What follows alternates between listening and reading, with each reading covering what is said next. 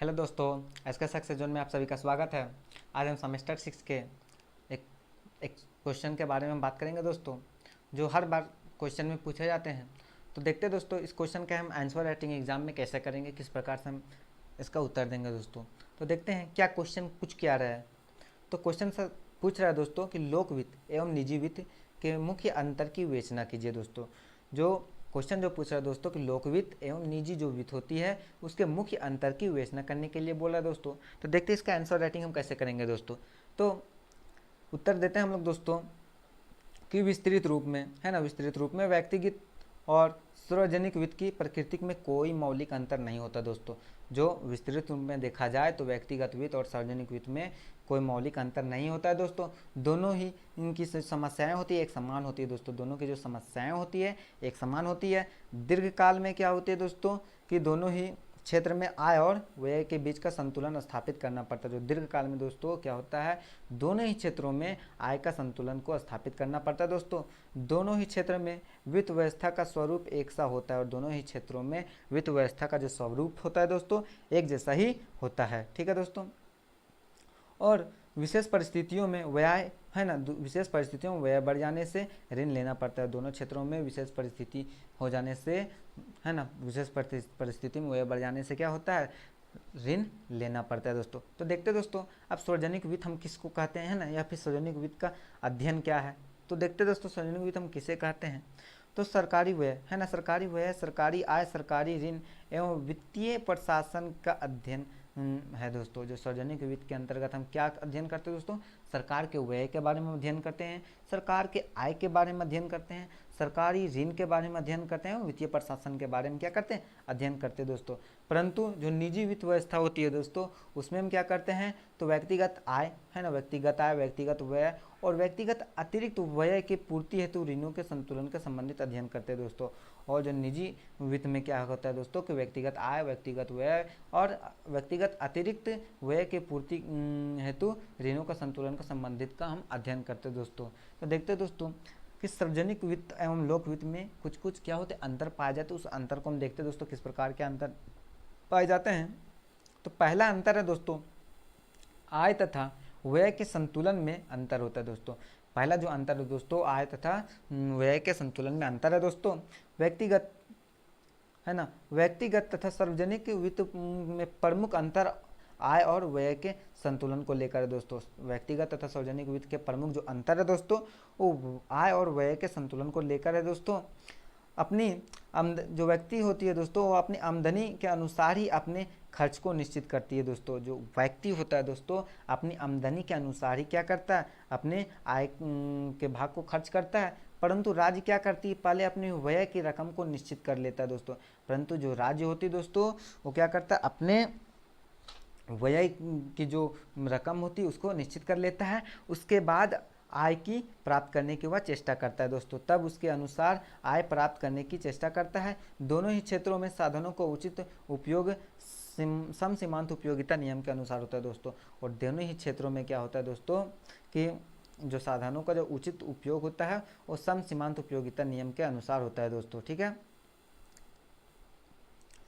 कभी कभी क्या होता है दोस्तों कि धार्मिक और सामाजिक उत्सवों पर व्यक्ति का भी अपनी व्यय को समायोजन करना पड़ता है दोस्तों। और कभी कभी क्या होता है, धार्मिक और सामाजिक उत्सवों पर भी व्यक्ति का जो अपनी आय को समायोजन व्यय के साथ करना पड़ता है दोस्तों। यानी कि समायोजन आय का जो समायोजन है यानी कि संतुलन है व्यय के साथ करना पड़ता है दोस्तों। तथा अतिरिक्त व्यय को पूरा करने के लिए क्या करता है, अतिरिक्त साधनों की खोजना पड़ता है दोस्तों।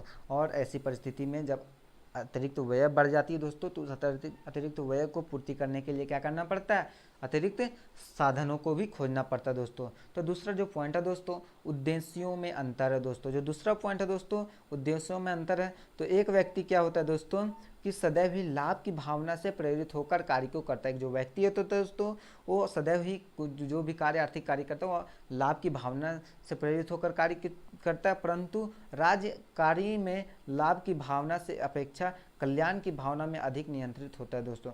परंतु जो राज्य होता है दोस्तों अपने कार्य में लाभ की भावना की अपेक्षा क्या करता है, कल्याण की भावना को अधिक नियंत्रित होता है दोस्तों। एक व्यक्ति सदैव यह प्रयास करता है कि अधिक से अधिक बचत प्राप्त कर बचत प्राप्त करना होता है दोस्तों। एक जो व्यक्ति होता है सदैव क्या प्रयास करता है, अधिक से अधिक बचत प्राप्त करना चाहता है। परंतु जो राज्य होता है दोस्तों अपनी बचत की अपेक्षा सामाजिक लाभ तथा लोक कल्याण को प्राथमिकता देता है दोस्तों। परंतु जो राज्य होता है दोस्तों अपने जो कार्य का उद्देश्य होता है उसका दोस्तों वो सामाजिक लाभ एवं लोक कल्याण को क्या करता है, वो प्राथमिकता देता है दोस्तों। तीसरा जो पॉइंट है दोस्तों बजट में अंतर। तो देखते हैं कि बजट में अंतर किस प्रकार होता है दोस्तों। तो व्यक्ति तथा सरकार के बजट में भी भिन्नता होती है। व्यक्ति तथा सरकार के बजट में भी भिन्नता होती है दोस्तों। निजी वित्त व्यवस्था में आय में से कुछ भाग बचाना बुद्धिमत्ता तथा दूरदर्शिता का प्रतीक होता है दोस्तों। निजी जो वित्त व्यवस्था होती है दोस्तों उसमें उस बजट में बचत करना क्या करता है, क्या कहलाता है, बुद्धिमत्ता दूरदर्शिता का प्रतीक समझा जाता है दोस्तों। यदि किसी व्यक्ति है ना, यदि किसी व्यक्ति के बजट में बचत दिखलाई पड़ता है तो यह उस व्यक्ति के कुशल प्रबंध परिणाम के समझा जाता है दोस्तों। यदि कोई व्यक्ति अपने बजट में बचत कर लिया है तो उसका क्या परिणाम, तो उसका किस और संकेत करेगा, उस व्यक्ति के कुशल प्रबंध एवं परिणाम को समझा जाता है दोस्तों। ठीक है, किंतु सरकार के बजट में बचत होना वित्त मंत्री के अकुशलता का प्रतीक माना जाता है दोस्तों। परंतु अगर सरकारी बजट में अगर बचत हो गई तो यह वित्त मंत्री के अकुशलता को प्रतीक मानता है दोस्तों, अकुशलता की ओर संकेत करता है। और यदि सरकार बजट रखता है, यदि सरकार जो होता है बचत का बजट रखता है तो इसका दो अर्थ हो सकता है दोस्तों। या तो जनता पर अधिक मात्रा में कर लगाकर आय का अनावश्यक से ऊंचा रखा गया हो, यानी कि जब सरकारी बजट में बचत की जो प्रवृत्ति पाई जाती है तो उसका दो कारण हो सकता है दोस्तों। पहला, या तो सरकार क्या करती है कि जनता पर अधिक कर लगाती है और अधिक कर से अधिक इनकम प्राप्त कर लेती है। या तो फिर दूसरा अर्थ हो सकता है दोस्तों कि सरकार कल्याणकारी योजनाओं पर उचित रूप से खर्च नहीं कर रही। या तो फिर दूसरा जो अर्थ है दोस्तों, जो सरकार है कल्याणकारी कार्यों पर है ना, कल्याणकारी योजनाओं पर सही रूप से अपने आय का व्यय सही रूप से खर्च नहीं कर पा रहे दोस्तों। ठीक है, तो चौथा जो पॉइंट है दोस्तों आय की प्रकृति में अंतर। जो चौथा पॉइंट है दोस्तों आय की प्रकृति में अंतर होती है दोस्तों। सार्वजनिक और व्यक्तिगत वित्त व्यवस्था में एक महत्वपूर्ण अंतर यह है कि सार्वजनिक आय अनिवार्य प्रकृति की होती है दोस्तों। सार्वजनिक और व्यक्तिगत वित्त व्यवस्था में एक महत्वपूर्ण अंतर है दोस्तों, यह सार्वजनिक आय तथा अनिवार्य प्रकृति की होती है दोस्तों। क्योंकि सार्वभौमिक और सत्ता के संपन्न होने के कारण राज्य प्रत्येक व्यक्ति को कर देने के लिए बाध्य करता है दोस्तों। यानी कि इसलिए कहा गया दोस्तों कि जो सार्वजनिक जो वित्त है, सार्वजनिक वित्त में जो आय की जो प्रकृति होती है दोस्तों क्या होती है, वो निश्चित होती है ना, उसका जो प्रकृति जो होती है अनिवार्य होता है। क्यों? क्योंकि हम हर एक मनुष्य, हर एक देश के नागरिक क्या करते हैं, अपने आवश्यकताओं को पूर्ति करने के लिए हर प्रत्येक सामान को खरीदता है दोस्तों। और सामान के खरीदने के बदले सरकार को टैक्स के रूप में क्या करता है, इनकम प्राप्त होता है दोस्तों सरकार के पास। और उस आय को ही वो क्या करता है, उसी को हम निश्चित प्रकृति को बोल सकते हैं कि हम सामान खरीदेंगे उसके पास आय प्राप्त होगा। तो ये क्या हो गया, एक अस्थाई उसकी आय का साधन हो गया। कर क्या हो गया, उसकी अस्थाई साधन हो गया आय प्राप्त करने का। किसका? तो सरकार का दोस्तों। परंतु देखते हैं दोस्तों कि व्यक्तिगत संपत्ति का हस्तगत कर सकता है, परंतु जो व्यक्तिगत होता है दोस्तों वो अपनी संपत्ति का हस्तगत कर सकता है, यानी कि हस्तांतरण कर सकता है। अगर पिता है तो उस पिता को अपने बेटे को उसकी संपत्ति मिलेगी दोस्तों, है ना। इस प्रकार वो अपनी संपत्ति का हस्तांतरण कर सकता है। परंतु व्यक्तिगत आय की प्रकृति में अनिवार्यता नहीं होती दोस्तों। परंतु जो व्यक्तिगत जो आय जो होती है उसकी प्रकृति अनिवार्यता नहीं होती दोस्तों। क्यों? क्योंकि जब तक मनुष्य क्या करेगा, काम नहीं करेगा, श्रम नहीं करेगा, तो उसके पास क्या होगी, आय प्राप्त नहीं होगी दोस्तों। तो अन्य व्यक्ति या संस्था संपत्ति अपने अधिकारों से नहीं ले सकते। तो दोस्तों इसी प्रकार क्या होता है दोस्तों, कोई एक व्यक्ति किसी दूसरे व्यक्ति के या फिर दूसरे संस्थान की संपत्ति को अपने अधिकार में नहीं ले सकता दोस्तों। परंतु जिस तरह से एक व्यक्ति दूसरे व्यक्ति के संपत्ति को अपने अधिकार में नहीं ले सकता, उसी प्रकार एक राज्य भी दूसरे राज्य के संपत्ति को अपने अधिकार में नहीं ले सकता। जिस प्रकार एक व्यक्ति दूसरे व्यक्ति की संपत्ति को अपने अधिकार में नहीं ले सकता दोस्तों, उसी प्रकार एक राज्य सरकार दूसरे राज्य सरकार के संपत्ति को अपने अधिकार में नहीं ले सकता दोस्तों। ठीक है, अब पंचमा है दोस्तों, पंचमा जो पॉइंट है दोस्तों कि आय की लोच में अंतर होता है दोस्तों, आय की लोच में अंतर होता है दोस्तों। तो देखते हैं, व्यक्तिगत आय की अपेक्षा सार्वजनिक आय अधिक लोचपूर्ण होती है दोस्तों। व्यक्तिगत आय की अपेक्षा सार्वजनिक जो आय होती है अधिक लोचपूर्ण होती है। राज्य अपनी आय के मदों में थोड़ा सा परिवर्तन करके अपनी आय की मात्रा में बढ़ा सकता है दोस्तों। जो सार्वजनिक जो आय होती है दोस्तों, उस आय अधिक लोचपूर्ण होती है किसकी अपेक्षा, तो व्यक्तिगत की अपेक्षा। और क्या होता है दोस्तों, राज्य क्या करती है, अपनी आय के मदों में यानी कि आय के साधनों में, अब आय के साधन कौन हुआ दोस्तों, कर हुआ, तो अपनी आय के साधनों में थोड़ा सा परिवर्तन करके अपनी आय की मात्रा को क्या कर सकता है, बढ़ा सकता है। कर की मात्रा में थोड़ा सा परिवर्तन करके अपनी आय की मात्रा को बढ़ा सकता है दोस्तों। परंतु व्यक्ति के लिए ऐसा नहीं है, परंतु व्यक्ति के लिए ऐसा नहीं है दोस्तों।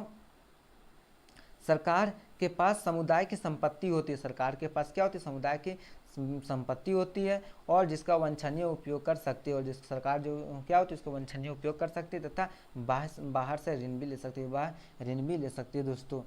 अब देखते हैं दोस्तों, छठा जो पॉइंट है दोस्तों, व्यय की प्रकृति में अंतर होता है ना। सरकारी वित्त व्यवस्था और निजी वित्त व्यवस्था में क्या होता है, व्यय की प्रकृति में अंतर को देखने मिलता है दोस्तों। एक व्यक्ति सदैव इस प्रकार से कार्य करता है कि अधिकतम लाभ हो। एक जो व्यक्ति होता है दोस्तों, उसे अधिकतम लाभ प्राप्त करने के लिए क्या करता है, कोई भी कार्य को करता है इस प्रकार ही कार्य करता है कि उसे अधिकतम लाभ प्राप्त हो, इसलिए वह व्यय कम करता है। और उसे अधिकतम कब प्राप्त होगा, जब वह अपने आय का कम व्यय करेगा दोस्तों, ठीक है, कम करेगा दोस्तों, इसलिए वह अपने आय का कम प्रयत्न करेगा। और परंतु दूसरी ओर जो सरकार है दोस्तों, संबंध में दूसरी ओर सरकार का संबंध जो है दोस्तों, कुछ इस तरह के निहित स्वार्थ होते हैं, परंतु इस प्रकार किसी भी प्रकार का निहित स्वार्थ नहीं होता दोस्तों सरकार का।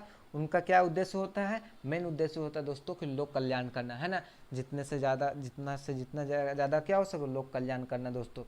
अब 7वां जो पॉइंट है दोस्तों, हम देखते हैं कि सुरक्षा पर व्यय दोस्तों। जो 7वां जो पॉइंट है दोस्तों, वो सुरक्षा पर व्यय है दोस्तों। तो सरकार, है ना, सरकार अपनी आय का एक महत्वपूर्ण भाग क्या करता है दोस्तों, सरकार सुरक्षा पर व्यय कर देता है दोस्तों।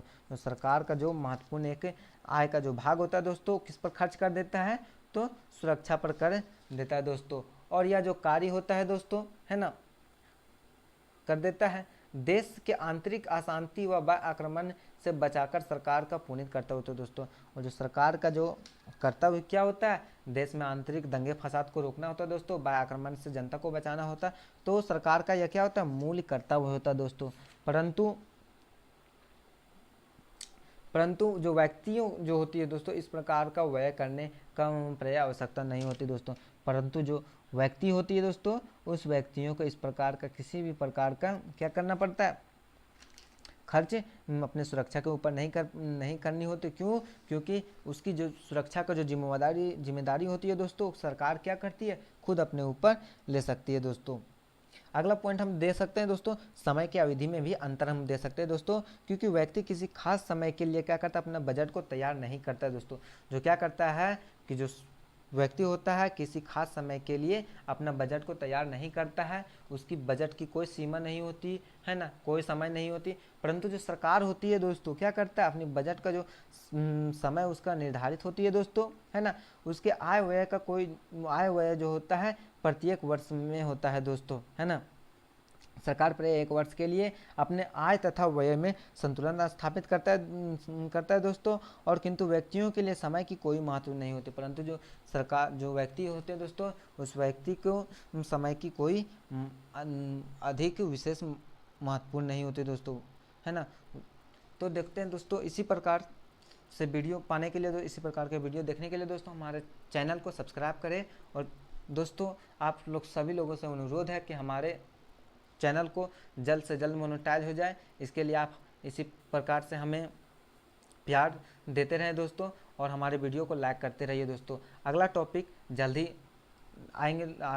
को लेकर जल्दी आएंगे दोस्तों। अपनी कीमती समय देने के लिए धन्यवाद।